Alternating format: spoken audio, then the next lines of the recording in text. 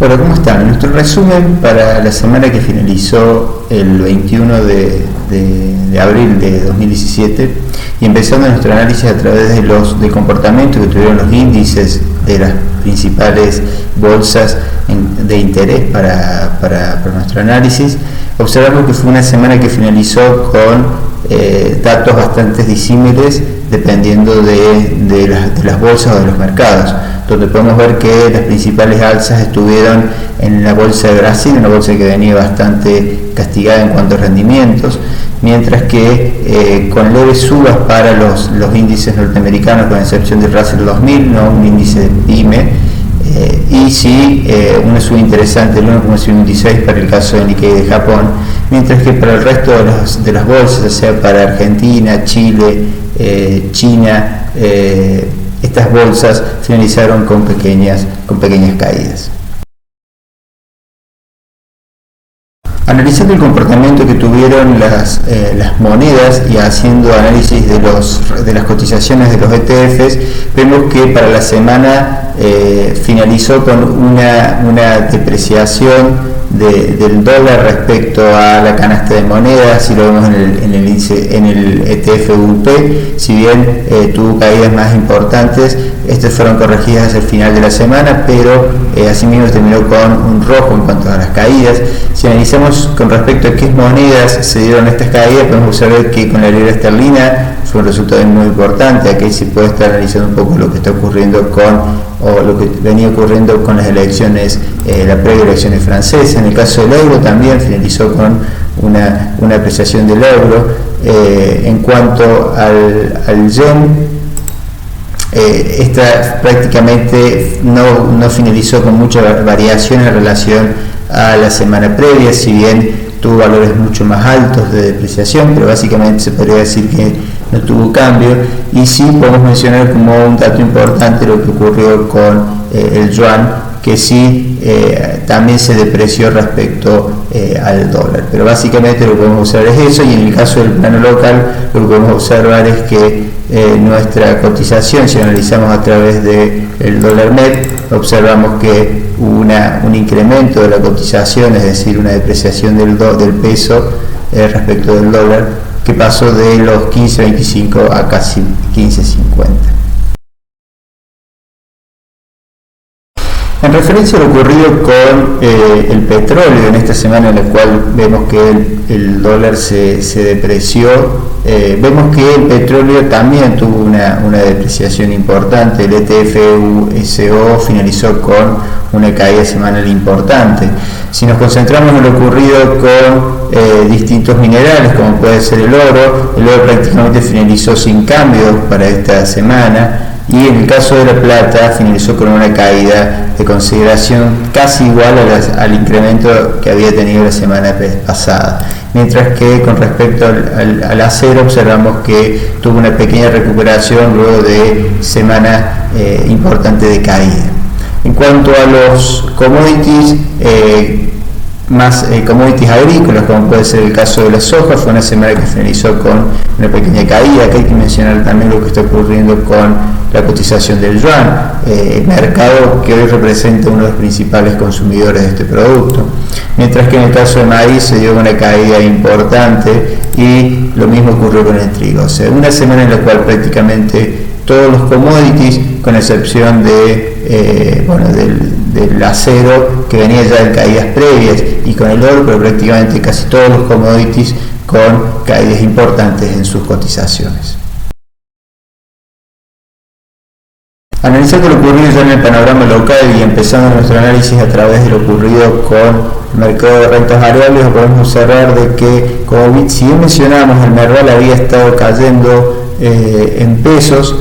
también la depreciación del peso en relación al dólar nos llevó a que la caída del Merval en dólar fuera cerca o prácticamente del 2,4%, mientras que si analizamos los índices de los distintos sectores, todos medidos en dólares, vemos que esta caída no solo se dio en los líderes, sino que también se dio en prácticamente todos los sectores, donde acá lo importante que hay que mencionar es que sectores como el financiero, quizás por una cuestión de de lo ocurrido con rendimientos o lo que podemos observar con las colocaciones que hacen de bonos, pero prácticamente no tuvo caída, y sí se dio un rebote importante en el sector de manufactura de origen industrial, sector que ya venía bastante castigado en el mercado, pero prácticamente podemos observar de que se dieron caídas en todos los sectores, donde las caídas más importantes estuvieron en el sector de equipamiento para el hogar con un 6,64%, y sectores que estaban atados a flujos en dólares o que se beneficiaban de esta apreciación, como puede ser de telecomunicaciones y peajes, que cayeron un 5,48%. Lo mismo ocurrió con el siderúrgico, que cayó también con un 5,95%. Pero prácticamente lo que observamos es que se dio una caída en las cotizaciones en pesos, que si bien no fue muy importante, también se dio una depreciación del peso, lo que esto hizo que las caídas en dólares fueran aún mayor. Un dato importante a tener en cuenta lo ocurrido en la semana pasada fueron las variaciones en las tasas de interés, donde podemos observar de que la tasa LIBOR tuvo un pequeño incremento del 0,14%, pero lo más llamativo fue que la última licitación de EVAC, que se dio a mitad de la semana pasada, significó un incremento en el rendimiento de casi un 2%. Lo que hay que mencionar entonces es que se atribuye a que, dado que los índices de inflación dieron por encima de los esperados, el Banco Central decidió incrementar la tasa de interés, lo que esto lleva a una discusión en cuanto al ámbito ya de economistas, en cuanto a si este incremento se debió a cuestiones de sustento de inercia inflacionaria, o si continuamos con los ajustes de precios relativos que se vienen dando luego del cambio de gobierno del presidente, básicamente de la asunción del presidente Mauricio Macri. Pero lo que sí podemos observar es que las tasas más cortas subieron, en el caso de las EVAC, un 2%, o sea que hoy una tasa está rindiendo un 2%, si esto nos permite comparar lo que está rindiendo un plazo fijo, en promedio, sin una información del Banco Central, la última estadística estarían rondando el 17,6%. Esta diferencia también le da una importancia y rentabilidad al sector financiero, por ahí también atribuimos que esto puede ser importante en cuanto a una inversión de corto plazo en cuanto al sector financiero. Por otra parte, también vemos que los pases activos y pasivos estuvieron prácticamente sin modificaciones, y las tasas laborales, aquellas tasas de depósitos por más de $1 millón a 30 días, se incrementaron un 0,44%, muy por debajo de las tasas activas que lograrían los bancos, colocando al EVAC a 35 días, ¿sí? Lo que también es importante mencionar de que cualquier inversor minorista puede hoy también invertir en este sector, y acá se puede ver una pequeña ventaja en relación a una tradicional inversión como puede ser el plazo fijo. Si analizamos lo ocurrido entonces con los rendimientos de los bonos, observamos de que en el caso de los bonos en dólares tuvieron una caída en los rendimientos, es decir, tuvieron un incremento en su cotización en los tramos más cortos principalmente, pero en los tramos largos casi no tuvieron modificaciones, es decir, casi todos los bonos en dólares se vieron beneficiados, subieron sus cotizaciones. Lo mismo que si analizamos lo ocurrido con los bonos Link, estos se vieron perjudicados en cuanto a su cotización, es decir, aumentaron sus riesgos. Si bien ya son tramos muy cortos, hablamos de bonos que como duration máxima puede estar rondando el 1,3 años. Y si analizamos los bonos en pesos,